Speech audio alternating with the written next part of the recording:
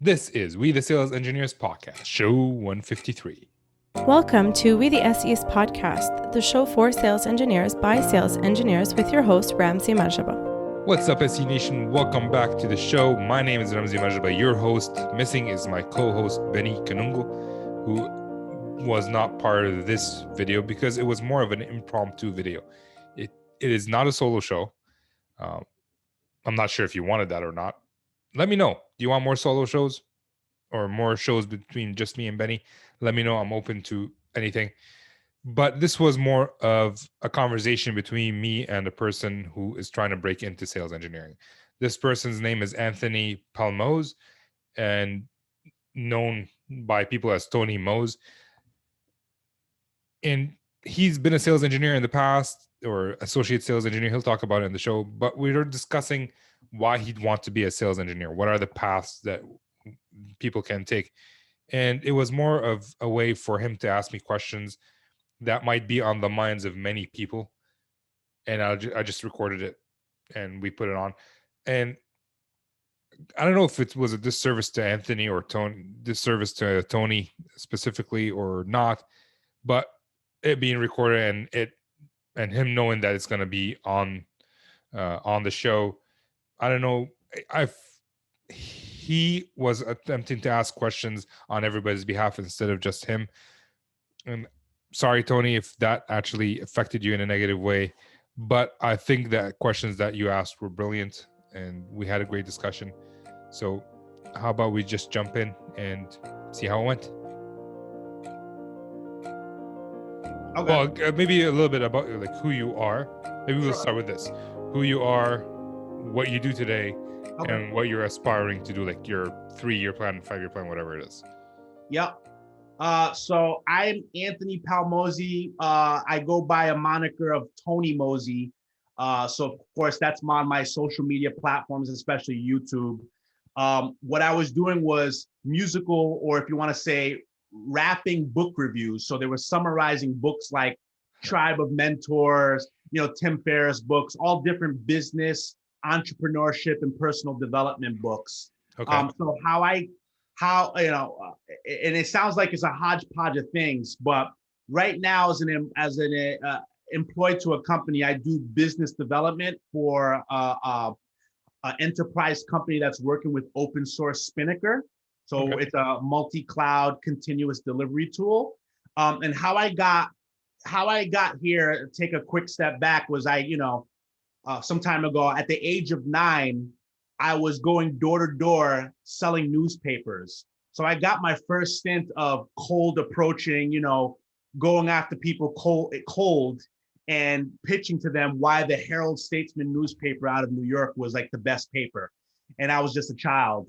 And then of course I had to sit in front of a board of people and then also pitch to them why this paper was good. So I got my first taste of selling at that age. And I fortunately had 2 parents, entrepreneurs themselves. We had a business doing pest control for commercial and residential facilities. And my mother encouraged me also to continually be an entrepreneur. So I was knocking on people's doors, shoveling snow, taking out trash, washing cars. That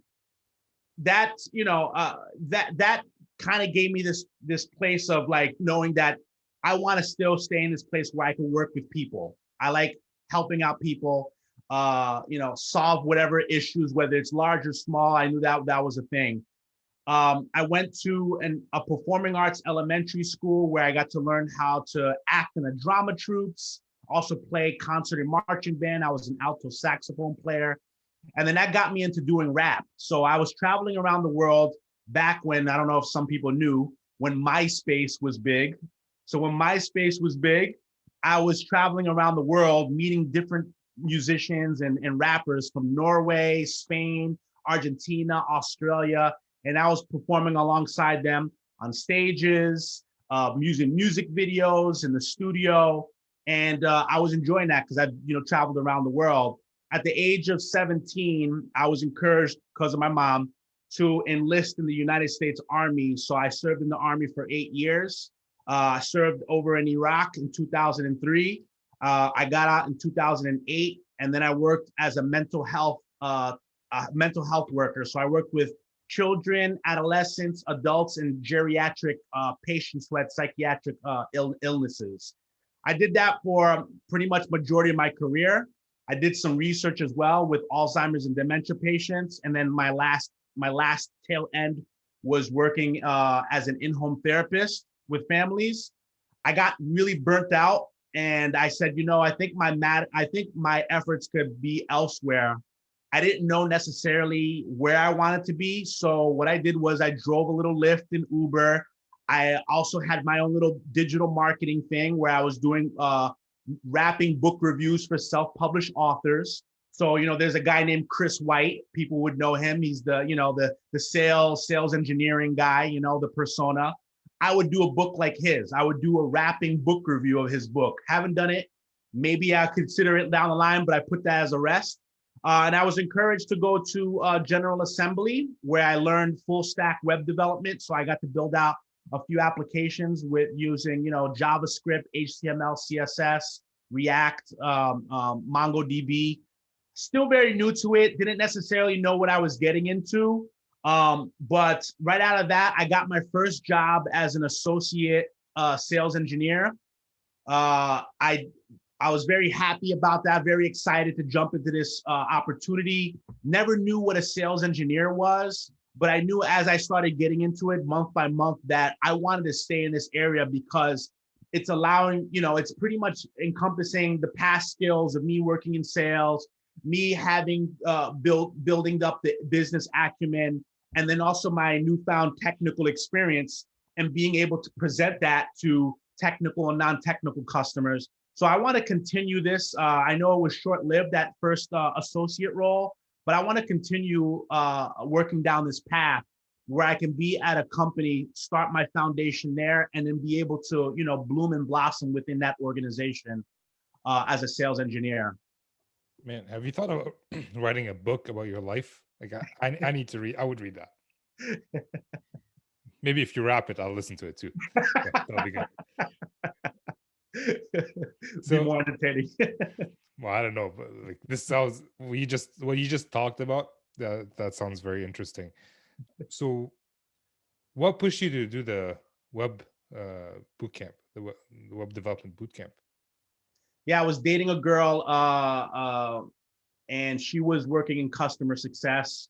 She worked at a few tech companies herself, and she noticed that of course, a lot of her friends and her peers, they went to a boot camp, and whether they went down the route, the whole of, went down the path of being a software developer or engineer or something else hovering around that, she just knew that, hey, if you don't want to be in, working in a previous career and you want to be in a business or in a place that's more lucrative, you should at least try, learning how to code.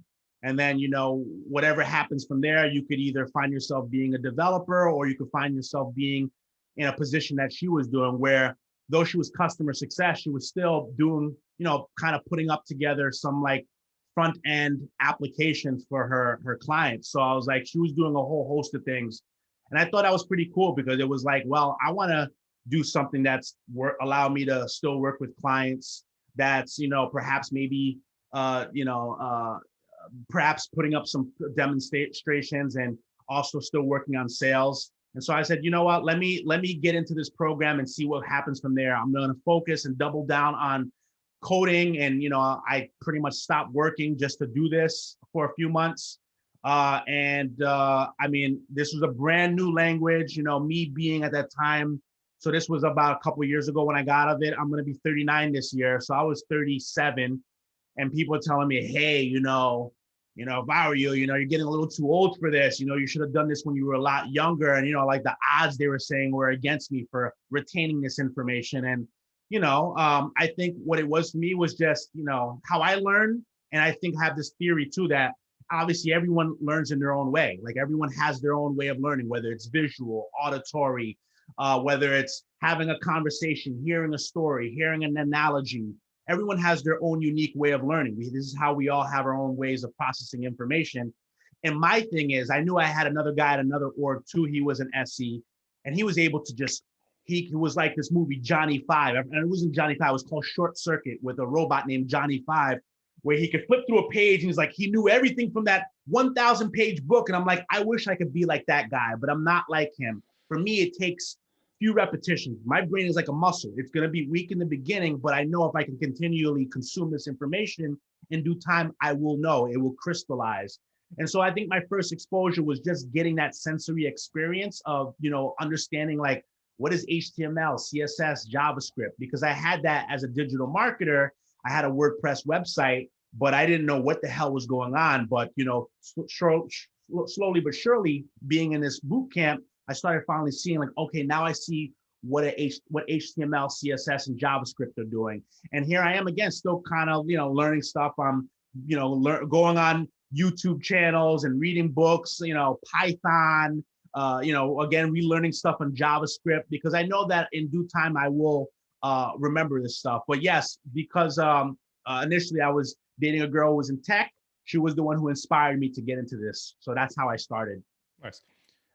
You mentioned, so this whole thing started, you said you had a few questions that you wanted to ask, and we decided we'd record it. So ask away. It might be more of a conversation. Like I might answer your question with another question, because that's always fun.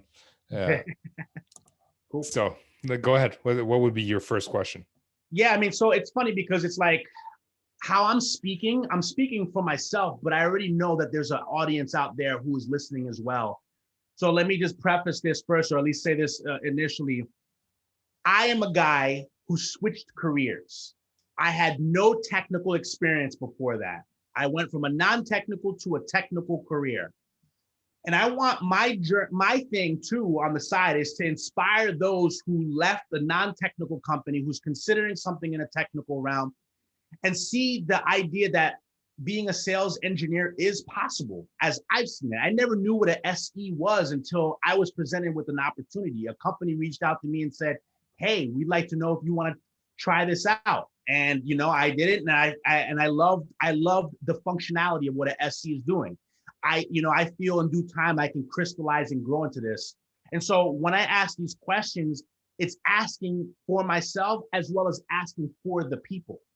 Yeah. And so I know that there's these people out there, they're getting out of software engineering boot camps. Maybe they're straight out of, this is their first career, or maybe this is their second industry or career. But the question is, they never heard about SE. They're just, all they knew was like developer. Either I could be a developer or I could work in something totally non-technical. And like, the question I want to know is like, how does one make their way into being an SE if they've never had prior technical experience? How does one make their way into being an SE? So I've talked to several people on the show.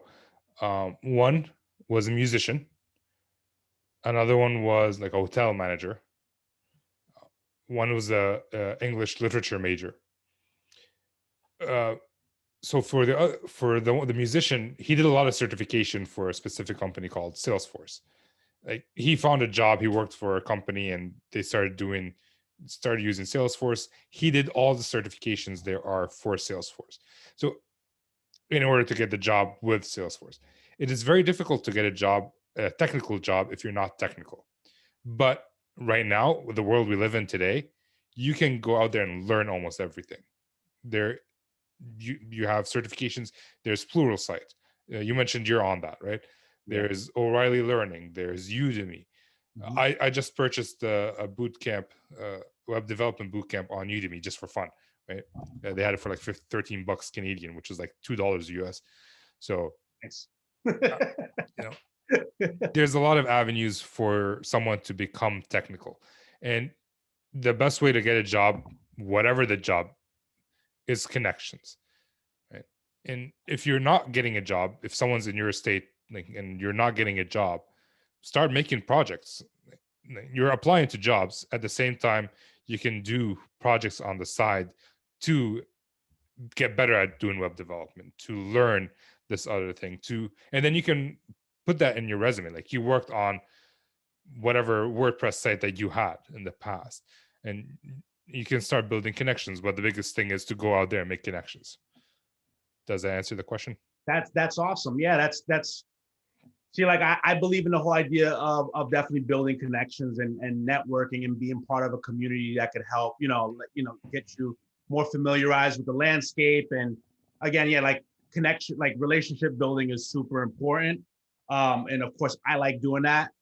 How about another question too that still asks the idea about starting your role in a company? Like, okay, a question is, I want to start at a company where I can, or actually, here's a question: if I'm going to start, I'm still relatively new in this path of being an SE.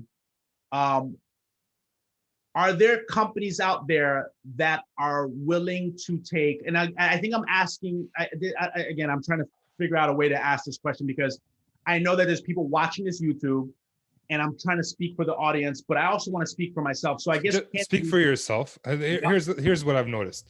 Yep. Almost if you have the question, somebody else must have the question as well. So ask for yourself, and people can interpolate. Like if I answered it specifically to you, people can figure out how it works for them. And if they can't, maybe they shouldn't be SEs. Yeah. Yeah. That was my phone. That's a nice tune. It beats the crazy alarm clock that I had that was like Yeah, that's fun. Okay, so I'm hearing there's paths to go as an SE. There's ones that are super technical, and then there's ones that are not so technical. If I want to get into an SE role, would I want to consider doing like an ad tech kind of role first before I get into a more extreme side of SE? Like, yeah. Well, define ad tech for me. So I'm thinking of, okay, well, the first one that comes into my mind is Hootsuite. Okay. Yeah. Like advertisement technology. Yeah, like HubSpot. Okay. Well, yeah, I don't know. Like, so my wife is starting a business to help people learn Arabic or help people keep their culture, like Lebanese people who keep their culture. And we talked to someone from HubSpot, and he talked to us for a few times, and he was both the salesperson and the SE. And it wasn't a very technical job. He didn't have to build anything, right? It's just software. He learned how to use it, and he would sell it. And I don't think you need special. I might be wrong. There's actually a SE manager from HubSpot. Maybe like I'll ask him that question to see what he's looking for in terms of sales engineers.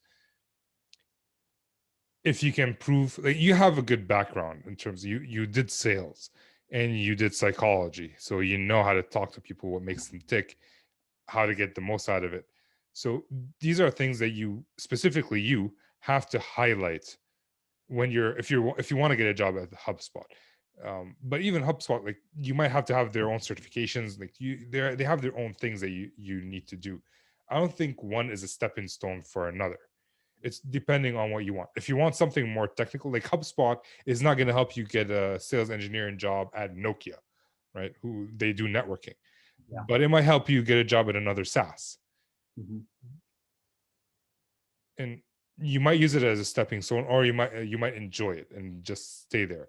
The biggest thing that I find, I don't want people to go to a job and thinking about their next job, right? If you get a job at HubSpot, kill that job before you think about moving somewhere else, mm-hmm. Right? But it doesn't mean that HubSpot is a stepping stone for Salesforce. At least I don't think. I could be wrong. You can, like the guy that I talked about who worked at Salesforce, he was an admin, a Salesforce admin at a company.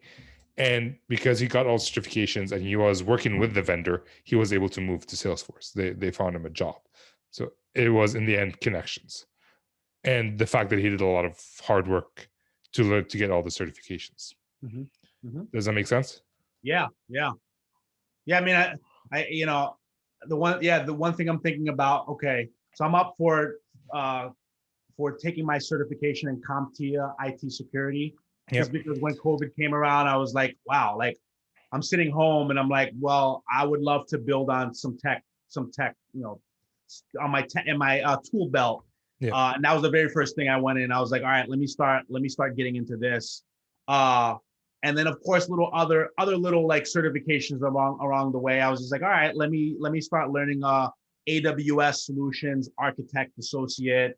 And then also Salesforce has a trailhead blazer going on, learning admin. And then also there's like a solutions engineer track. And so I'm like, I want to at least have those few things underneath my belt. Personally, my opinion, like I feel like you might be a little bit too unfocused. Okay. Right. Yeah. You're doing like 3 different certifications. So in the end, if you do all 3 certifications, you'll be an associate in all 3. All right. Versus, let's say, if you focus on AWS and you get the certification in AWS and you do more AWS. And I don't know how hard it is or how easy it is to do all the certification if you don't have experience with that. But that can translate well into, so Amazon, you can get a job there, Google, Microsoft, VMware, like that. Focusing on one will get you, like, they know that you have the expertise in AWS in cloud. You're not just a beginner, you're a little bit more advanced, and you can translate that information into any other cloud-based platform. So you might be able to get a job there easier versus doing Salesforce, because Salesforce is SaaS, right? It does use cloud-based technology to run their SaaS, but it's a SaaS. AWS is cloud-based. So they're two totally different technologies.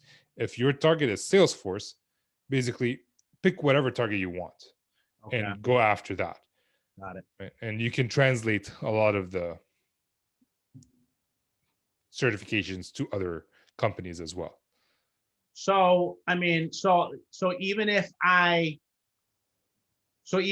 completed, so say even if I'm getting the IT, the CompTIA IT security cert, and then also, I mean, so you're telling me that by having or trying to go after, or say hypothetically, I got all 3 of them, is that just like, again, not a good thing? No, it's not a bad thing.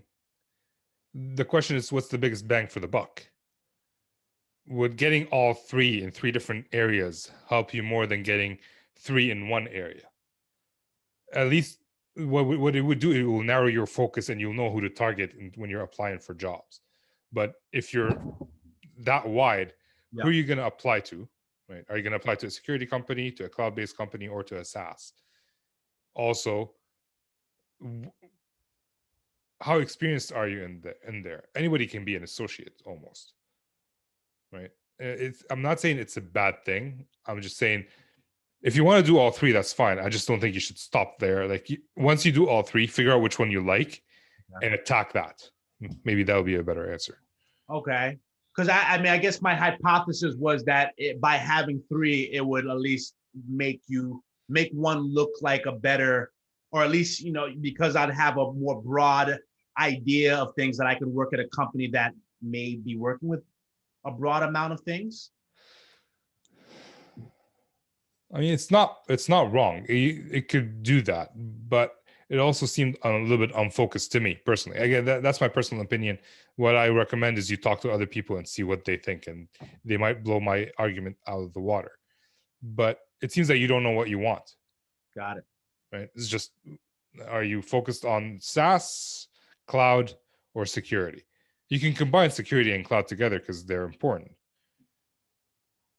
So, like, what is the niche that you think you'd want to attack? Like, you'd want to work in? Is it SaaS or is it cloud or is it security? No, that's a question for you right now. Right. It wouldn't be security. I just thought, again, I went at it initially thinking like, security would be a nice to know, because security should be in everyone's mentality when it comes to working with things. So if I'm working for a cloud company, I have security. I'm going at things with a security mindset.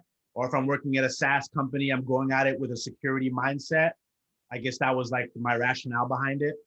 It's not a bad rationale. It's pretty good. I was just worried that you're gonna, like, you don't, like, So you don't want security, but you want the knowledge. Correct. So Yeah. if you do security and then you focus on either Salesforce or AWS, that could like push you forward, right? Yeah. That's my opinion. Yeah, exactly. So, that's the reason why I was doing that. It's not necessarily because I want to work at a network company, or an IT company. I'm doing it so that I can be a better candidate for a job where they're like, okay, he's in cloud, he has experience too, but now he has this added thing to his tool belt. So that makes him a better candidate than someone else who doesn't have that extra knowledge. Yeah. Like it's not again, it's not wrong. So if you were to choose between SaaS or cloud, which would you prefer to go with? That's tough because right now I'm working with a cloud company, and I like that. But I've also worked with SaaS. Okay. So yes, it's me having to determine like where do I want to go, because again, I feel again it's going back to this hypothesis that now that I have worked with a company with SaaS and now I'm working with a company that's in cloud, that this will just make me great, make me a better candidate. Well, it will make you a jack. So it will make you a jack of all trade, master of none. But if you're applying to a company where someone already, like you're applying to a cloud company and someone has a higher certification than you, if everything's equal and someone has a higher certificate than you in cloud, who would you choose? Oh, yeah. Right. So yeah, that's what I'm saying. And since you're already in a cloud-based business, when you're doing your certifications, you can actually practice that at the same time. It's available for you, I would assume, right? So you can actually practice and see how it works, and it's not just theory. Mm-hmm. It's not just you're going to do a multiple choice exam and trying to remember what was what you read versus what you've done, right? Yeah. So that's my 2 cents. That's good. Yeah, I mean, I think those were like kind of like the burning questions. And then another thing too is I know that I heard through the grapevine companies like Snowflake, and I think on and then also Salesforce have these kind of programs for for people who want to become SEs, where they have this onboarding thing for like 3 to 6 months, and before you get the SE role, you have to go through like their classes or courses and certifications, and once you've accomplished those successfully, then they could give you the role of SE. Yep. I'm not sure. You might want to double check if it's for new grads or anybody. Okay. Right. You might want to check that. I'm not 100% sure. I know for Cisco here in Ottawa, the people I've talked to, it's for people coming out of university. Okay. So you might want to check that. But there are other avenues. Like Chris White, he has courses, and almost everybody has courses if that's what you want to do. Okay. Okay. So because another thing I started seeing too, this is kind of a newer phenomenon, is seeing companies that are only hiring college graduates, like straight out of school. They have like a July acceptance program at their company or something. Yeah, I think it's not just new grads; it's a combination of both. Okay. Right. Like they do hire older, more experienced SEs, and they also, it's kind of like the MBA, where you hire people from other teams, but you also draft people. So. Okay. Makes sense. Yeah. So, but it sounds like there's something that's missing out from the middle, and from what I gathered, you said it's those graduating versus those who are more seasoned. Are there anybody in between, like perhaps someone who doesn't, who's trying to get in, who's not in college or not seasoned? Well, that's the hard part. So it's very hard. It's a challenge. Let's just put it that way. It's a challenge for a non-SE to become an SE. But I've done it. The guy I was talking to you about, the musician's done it. The guy who was a hotel manager's done it. It's like, it's more common than you think. It's just, you have to put a lot of effort into it and know who to target and know who to talk to and connect with in order to get the job. And you need to, it's kind of like sales. You have to build a funnel. You have to connect with as many people as you can. And then through that, kind of figure out where your best chances are in becoming an SE. Who's going to give you that chance? Right? People are afraid to hire experienced people who are not SEs, mainly because they're a little bit more expensive than university students, but they don't have the experience. Yeah. So you have to prove to them that you are low risk, which you can because you've been in sales, right? And you've done the associate sales engineer, so you have the basics. Mm-hmm. So you've already done that. So yeah, and like I was talking to you about the course that I have specifically for this, where I talk about who to target as someone trying to get into sales engineering. You're targeting your vendors, the company you already work for. You're targeting the connections that you have, the competitors to the company you're working for, if the company you're working for doesn't see the value in you, right? Mm-hmm. At their mistake. So there are ways to do it. It's going to take a lot of work. It's going to take a lot of persistence, because I applied for a year before I got one interview for sales engineering, before I was a sales engineer.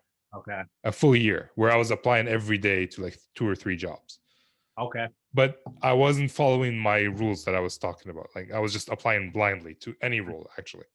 So like wow, I had a wide net. So basically, you were once at the place that I was, or I am. Yeah, like I was a network design engineer at Nokia. Mm-hmm. I had the highest certifications that you can find at Nokia.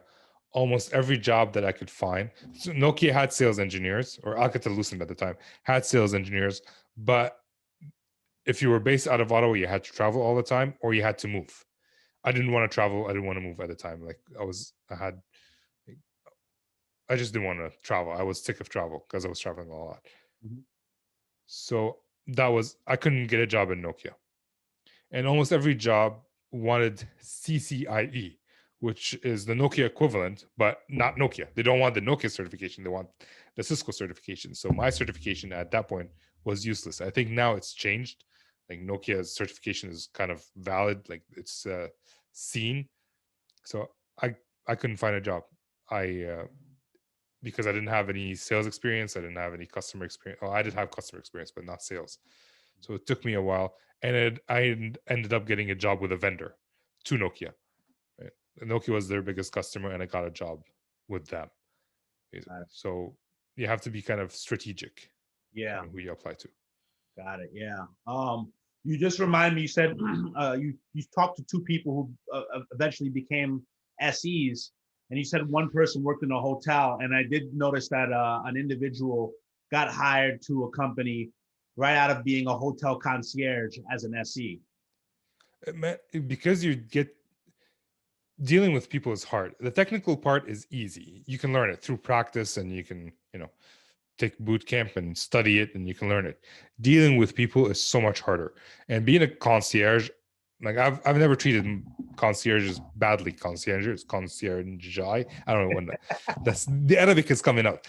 So I've never treated anyone badly, but I assume they do get treated badly, and they have to handle the situation. They have to work on it. They have to appease the customer, and these are skills that not many people know. So if you can show that, if you can get the hiring manager to like you, you have a better shot than not getting them to like you, right? Focusing on the technology only. Yeah. If you can get them to like you as well as doing the technology, it's a good chance. It's good. And then how about those who are working in the tech field? I mean, like what have you seen from people you've spoken to who are trying to make their way into SEs and ultimately did?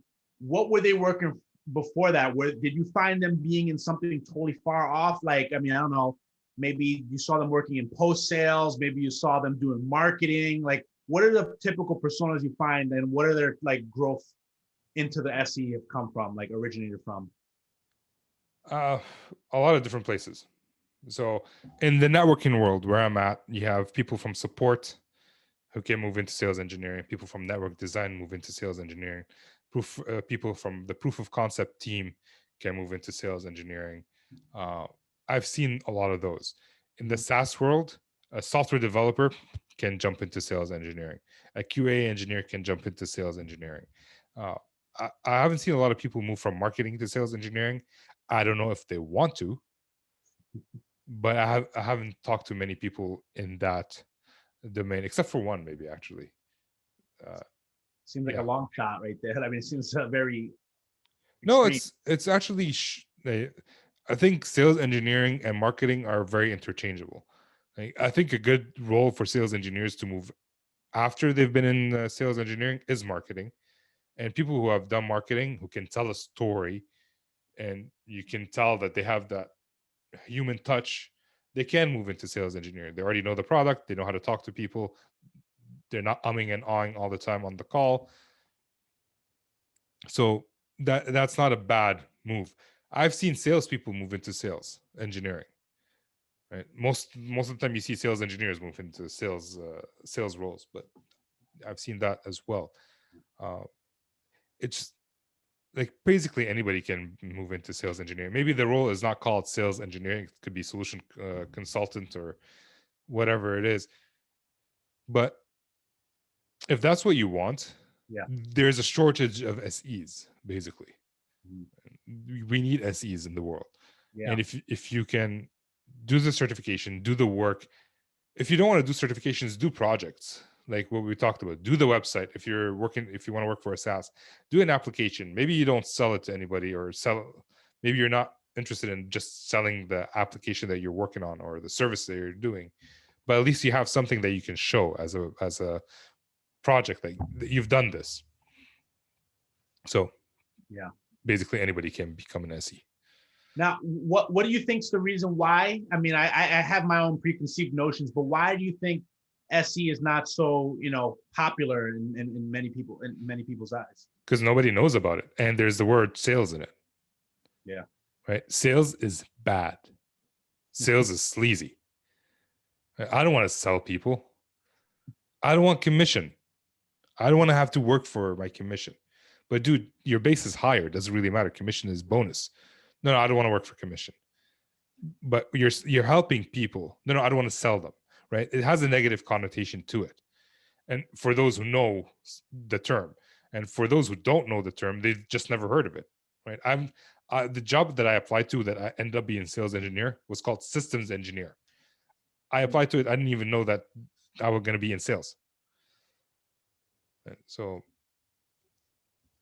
yeah, a lot of people just don't want the hassle of selling. Like it is, the closer you are to the customer, the more headache it is. The more you're under pressure, you like the deal fell through, you could get blamed. Whereas if you're in software, you just work your 9 to 5.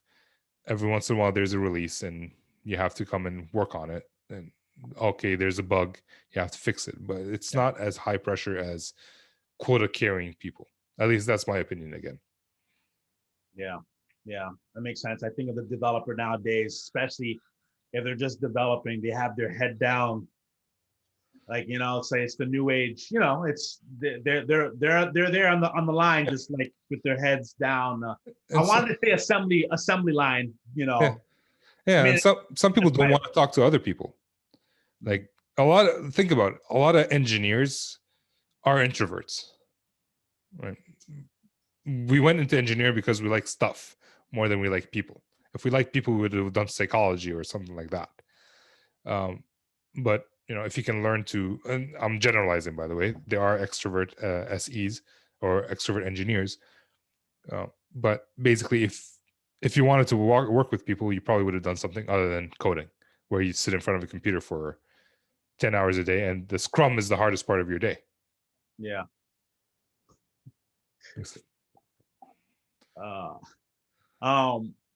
Now I remember I saw a video that you talked about, and it was like kind of one of your recent videos, but it was talking about the types of roles, especially the ones that are synonymous, I think, or at least that fall underneath the SE umbrella. Yep. I think one of them you spoke about was the inside sales role, the inside sales engineer, and then you have the sales solutions consultant. where should a person who's new to this path, where should they go first? Or at least where should they start? How about that? Depends on the background that they have. Uh, inside sales engineer is usually a junior position, right? And you're just demoing all day. And a lot of it see it as a stepping stone to becoming a field sales engineer. If you can stomach demoing all day and you're having a hard time getting a field engineering role, then maybe you should apply to that so you can use it as stepping stone. Mm-hmm. There are roles that are known, like you're going to jump in here so you can move out. No one's expecting an inside sales engineer to be an inside sales engineer forever. And if they are, maybe they should adjust their expectation. So that's the easiest part. But there is no specific role. Like you can be an SE for a company that does software for psychologists. Right. You can be a senior one because you've been a customer, and you know how to talk to them. You know what you would need to say to show them the product will help for them. Yeah. You would be a junior SE if you went into a SaaS in manufacturing, for example. Yeah. Right. So it depends on your background. Like if you can find a job that actually, if you, I'm talking to you, Tony. Yeah. If you can find a job where you sell software to like therapists or counselors, whatever it is, you have the background that will help you sell. Yeah. So it's funny because I got off the phone with Chris White yesterday, and he said the same thing. He said, look, he goes, Tony, he goes, you have worked in healthcare, you worked in mental health sector. He's like, instead of just, of course, I was applying to any job. He goes, why don't you go stick with your strengths? And since you want to be SE, why don't you apply to healthcare companies out there, that are looking for SE roles? Yeah. And I think yes, that's definitely where I want to start focusing. And based on that, you can look at certifications in that industry and do those. Right, versus doing cloud or Salesforce. Yeah. Wow. Yeah. Wow. Yeah.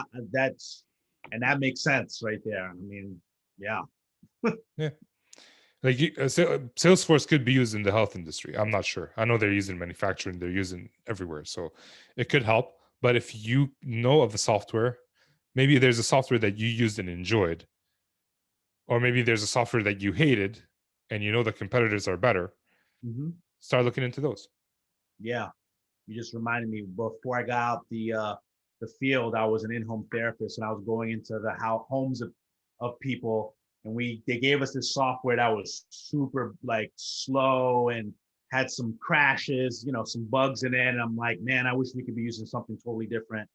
And that just reminded me again to like, I would love to help a company. Stupid question for you. Yeah. Have you thought, since you did the boot camp? Yeah. And you have people who did the boot camp around you, you have connections. Have you thought about not working for another company and just creating a solution that you think would be best? So it's so funny because my ultimate goal is to build basically from my experiences. I actually am considering building either a mental health technology or an education entertainment technology. So, I mean, that's like my ultimate goal, is like building a startup. So yeah, I mean, that would be cool. That's definitely in my vision. So why are you postponing that though? I again, back to the rationale of why when you ask the question, why are you doing the CompTIA IT security, but then want to pursue Salesforce Trailhead and AWS? Because my rationale is I want to work at a company where I get to understand how businesses are built from from the ground up, so that I can implement what I've been learning from working with people who have already established companies and implemented that into mine. So, I mean, I guess like, because I'm still relatively new to this tech space. And so I want to see like how, executives, middle management, how they're all working and how they're building these businesses, so that ultimately down the line, I can do that for myself. How long would it take you to do that? I mean, if you want me to look really super, I mean, optimistically speaking, I would say 3 to 5 years, 5 years tops. Yeah. Okay. So you'd be around 44 years old. That's when you want to start your startup? Well, then, since you put it in perspective, I mean, I wouldn't want to start. I wouldn't want to start that late. I mean, yeah. I mean, putting it in perspective, it would be now more than ever. But I guess I was coming from it from the let's learn, be the apprentice, be the student, understand how businesses are formed, why they do what they do, see what works, see what didn't, and then implement that into my own business. You know Tim Ferriss, right? You saw the book. You asked me about him. Yeah. He was about to do an MBA, and he decided to take that whatever 44K or 120K to do an MBA and use it in stocks to learn how to do it. So here's the thing about sales engineering. It will not teach you exactly how a company works. You will not know what the business people are doing or what the engineering team is doing. You're going to be focused on selling your product. And I'm not advocating you do one way or another. I'm just saying if you're expecting to learn how to run a business by being an SE, you might learn the business side, but you're not going to learn how to run a business. You might learn how to sell it, but you already know how to sell it because you've been selling since you were 9 years old. Right? So if your plan is to actually start a startup at some point, and if you think you're in a financially secure place to do it now or in 5 years, you should really look into which would be better for you. Right? And when you'd have time to do it, if now is better or later is better. Yeah. That was the second part of my rationale too, is I'd like to, again, I'm not necessarily in the place financially to just say, I'm going to take 3 years off just to build this stuff up. I also need, a stable, a stable stream of income. Yeah. Would you want to be a sales engineer though, or would you want to be something else that will give you time to work on the side? Right? Why are you focused on being a sales engineer? Like, is that the only reason to learn the business? No, that's not the only reason. Okay. No, I mean, again, it's me. I talked to Sam Pena. Yeah. And I think he was great, and I see why Sam Pena is not only a leader, but he's also, he can make a really good mentor or a teacher for people. And he said, he goes, everybody's talking about SE. It's the sexy word out now. It's sizzling. It's hot. He goes, but what about these other avenues too? He goes, what about post sales? What about customer success? What about technical account? He just threw a whole bunch of other ones. What about technical account manager? He said a whole bunch. He's like, how about you explore that? He goes, because I understand we're in the SE world and we're part of these communities and stuff like that. But, who's to say that, there's other areas too that you could be looking at that are untapped for you. Yeah. And that's my point. Like, is there another role if you want to have a role that will help you become more financially stable in order to start? Is there another role that would benefit you more? Right? Sales engineers usually work long hours.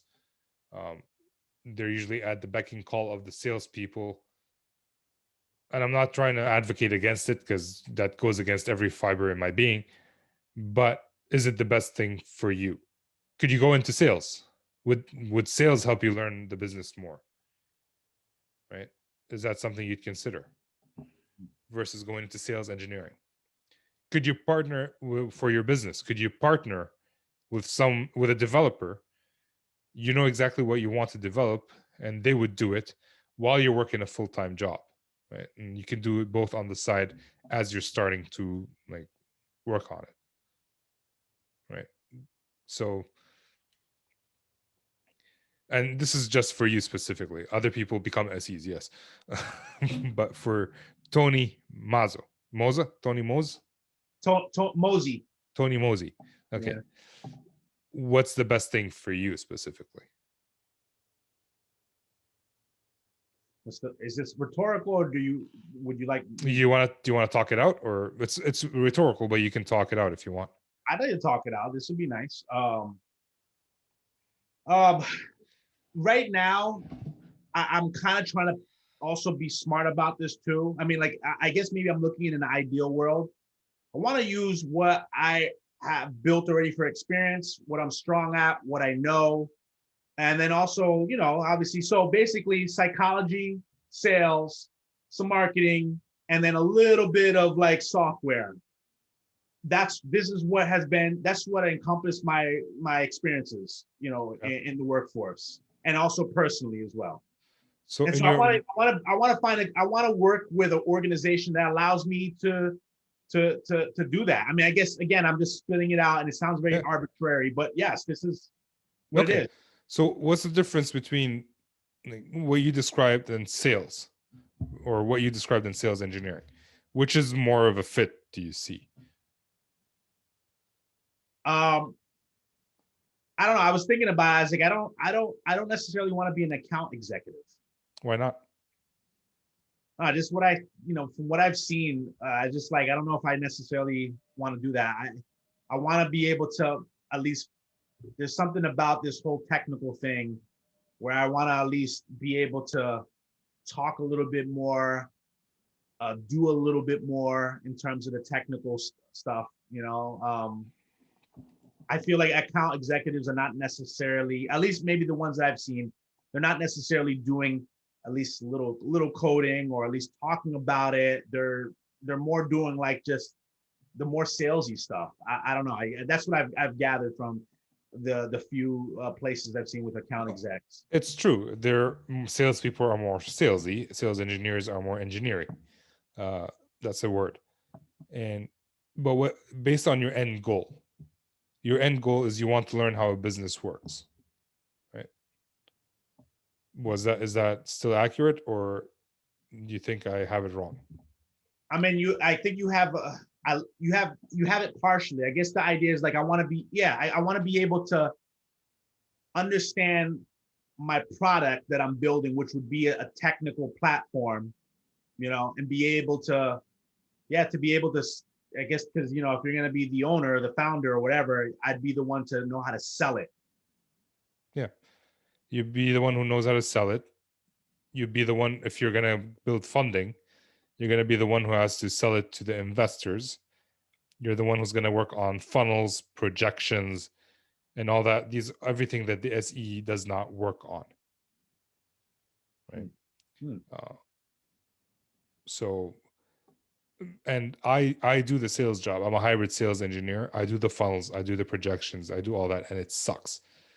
But that's not my end goal. And my end goal isn't to do that.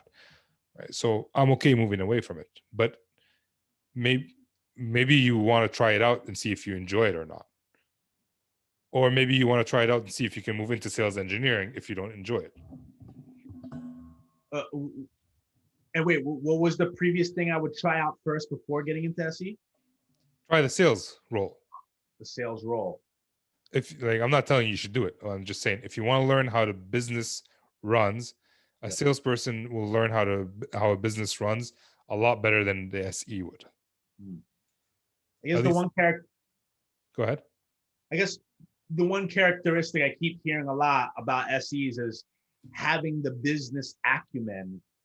And I guess that's the one thing that stands out, because I know prospective customers, clients will ask questions that says, well, we have this problem. What current solutions do you have that could solve this problem? And I guess like this is me seeing it in this route, in this manner. Well, it's the business. It's the business acumen to solve other people's problems, right? To try to understand the business problem for your customer, and to try to provide a solution based on that. Whereas the salesperson has the business acumen for his business, his funnel, his revenue, like his shipment of equipment or fulfillment of that sort of thing. The sales engineer doesn't have that. I know I'm confusing you more than maybe I should, but I'm just talking based on your end goal. Is there another role? And this is a general question, not specifically for salespeople. Is there another role that would help you? Maybe you want to go into product development because you already have the sales part down, and you want to learn how to develop products. Maybe that's the better role. I've considered that too. Yeah, and if you enjoy that more than the sales part, maybe your partner would be the person selling, and you're the person developing. Right? But as a developer, you learn a lot more about development than sales engineers, who spend 90%, or I would say, like, say 50% of their time facing customers, which means they're not coding, and the rest of the time doing menial tasks like updating Salesforce, talking to their salesperson, that sort of thing, versus the developer who works 50% of their time on developing, and the rest might be menial tasks like meetings and that sort of thing. So it all depends on your end goal. If your end goal is just to be a sales engineer or to move up the corporate chain from the sales engineering role, then sales engineering is the role for you. If your end goal is to open your own company, then maybe you should figure out, reverse engineer the path that gets you there before deciding which role you want to go into. Yeah, and again, like, this is a interesting perspective to have. I still nevertheless want to see it. Yeah. Yes, for me, it's like I want to see it to believe it, to see, like, because who's to say? I think maybe I may just want to stay in the SE route. I don't know, but from what I've gotten, from the little taste that I got, I'm like, well, I want to see more of it. I want to get more of the taste of it, to fully experience it and know whether or not is this where I stay for entirety or what. But and that's perfectly fine. If the goal is to have your own business within 5 years, SE could be it, but may not be the best option. But if your goal is to find out more about sales engineering, then yeah, sales engineering is the best option for you.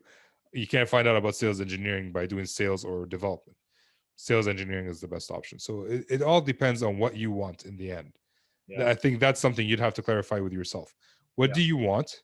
And then figure out how to get there. Reverse engineer your way through it. How do you see your life in 5 years? Yeah. Are you sitting on the beach while somebody else is working? Which is impossible, but whatever. Digital nomads are doing it. But yeah, digital nomads are doing their own work though. Like, they're at the beach, but they're working. I don't know if they're enjoying the beach, but they're working. So yeah, if you want to be a digital nomad, if that's your goal, then sales engineering is not for you, especially field sales engineering, right? So how I was gonna say, ironic, one's called a field sales engineer, but they're not actually outside in the field doing engineering. Well, they're not in the field, but they're at the customer field, I guess. Field of customers, right? Like, for me personally, I used to go to on site with customers. That's what a field engineer is. With COVID, everybody's inside a sales engineer, although sometimes I have to go because I have physical equipment. Mm-hmm. But even like if you work at Salesforce, you have to go visit customers and take them out to lunches and do all that. That's why you're a field. Inside sales engineer, you're not doing any of that. You're doing demos all day to customers that you've never heard of, probably. And you said is a staff engineer. I keep mixing them up because those are the personas that I reach out to too. But I thought staff engineers would be the ones who were actually doing development. But is that true? No, staff engineers are like, so you have a sales engineer. It's a rank: senior sales engineer, principal, or staff. Depends on the company. They just change the names, or they might be principal and then staff. I don't know what staff stands for. Like, why is it staff? But, yeah. I might need to ask someone who is a staff and sales engineer. But yeah, that's pretty much it. Like, it's just a rank. But when you're when you're a sales engineer, you're focused on your own stuff. You're not thinking about anybody else. When you're a senior sales engineer, you have to help out other SEs. You have to, mentor some. When you're a principal, the geography gets bigger. You have to help, like go on site and help struggling SEs. So that's the difference. Whatever the job is, just more responsibility. Yeah. And of course there's the solutions architect. Of course, I've heard solutions engineer, which is what, the role that I had. But I'm thinking, and it seemed to me like, obviously solutions engineer can be interchangeable with sales engineer, but then there's the solutions architect. Now, what would be the differences and what would be the overlap of a solutions architect versus a solutions or sales engineer? So a sales engineer in general owns accounts. Okay. Right? You can own a geographic territory or you can own a specific industry. Whereas the solutions architect owns a product or a technology. Like, let's say you work for AWS, right? And someone's selling all AWS services. That's account SE. They own the account, they're selling that. But then you have the solution architect who focuses only on machine learning. And if the account SE is trying to sell that, they can bring in the solution architect to help with more information. They're more specialized, basically, and they have a bigger geographical territory. They don't own accounts specifically, but they own quota as well. Okay. Awesome. Yeah. I think we've been talking for like an hour. We went over the hour. Thank you. It's my pleasure. All right, guys, that's the end of the show. Thank you, Tony, for coming on and being open to having this conversation. If you are interested in having such a conversation with me, whether it's recorded or not, let me know. If I have time, I'm happy to have this conversation to help you out. And it's an interesting discussion. Why do you want to be a sales engineer in the end? Is it just because you want to be a sales engineer, or do you have a goal? Sales engineering in itself could be a destination, but it could be a stepping stone, as you saw with Anthony, who may love it and stay there, or may actually move on to bigger and brighter things. So I'd love to hear everybody's thoughts. Why are you currently a sales engineer and not moving away from that role? And if you want to become a sales engineer, why do you want to become a sales engineer? Share this post, share this video, this podcast with anybody you think would benefit out of that. If you don't mind, it will help the show out a lot. That's one way you can support me with over 153 episodes so far. That's one way you can show your support. If you're not interested in writing a review or providing a rating, I do appreciate every single one of those. And I think that's it. I'm not going to prolong it. That's pretty much it, guys. Thank you for being here. Thank you for listening. And I will see you guys next week. With that, this is Ramsey signing off.